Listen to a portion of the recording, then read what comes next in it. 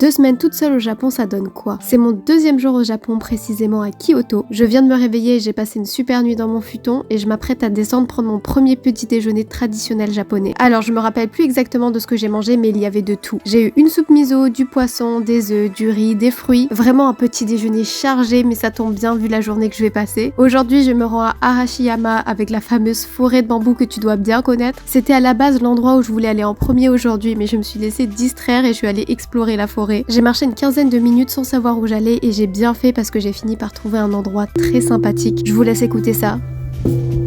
C'est un petit temple qui s'appelle Daihikaku Senkoji si je me trompe pas. Il était tout en haut donc il y avait très peu de personnes. Le cadre était hyper apaisant, on n'entendait plus que le bruit de la nature. Parfait pour profiter du point de vue avec les arbres d'automne et l'eau turquoise. Donc après ça je me suis rendue dans la fameuse forêt de bambou qui, oui, était très belle à voir. Mais honnêtement si tu viens seulement pour ça, ça en vaut vraiment pas la peine parce qu'il y a énormément de choses à voir aux alentours. Là comme tu peux le voir j'ai encore décidé d'explorer et j'ai bien fait parce que je suis tombée sur une personne qui m'a indiqué une autre forêt de bambou. C'était pas très loin de l'autre que j'avais vu auparavant, mais le cadre était beaucoup plus calme et appréciable. Après ça, j'ai continué à me promener un petit peu partout, j'ai découvert des temples, mais surtout je profitais des rues calmes du Japon. Une journée à Arashiyama, c'est vraiment pas assez vu le nombre de choses qu'il y avait à voir. Sauf que là, le temps presse, je voulais finir ma journée avec une dernière destination qui n'est plus à Kyoto, mais à Osaka. C'est à peu près à 30 minutes de Kyoto, et là, je peux te dire que c'est le jour et la nuit, littéralement. Vraiment, ça n'avait rien à voir avec ce que j'avais vu dans la journée. Personnellement, je n'avais jamais vu un endroit aussi grand que ça, donc pour moi, c'était très impressionnant à voir. Ça vaut totalement le détour, mais c'est un endroit assez drainant parce qu'il y a beaucoup de lumière, beaucoup de monde et beaucoup de bruit. C'est pour ça que j'y suis restée que pour la soirée. Après une journée comme ça où t'enchaînes sans t'arrêter, je peux te dire que t'es très content de pouvoir enfin te poser. En plus de ça, j'ai été accueillie avec des petits choux à la crème. Vraiment là, j'étais aux anges. En tout cas, j'ai adoré explorer Arashiyama et découvrir tout ce qui s'y cachait au-delà de la forêt de bambou. Mais maintenant, au dodo, et moi je te dis à demain pour d'autres aventures.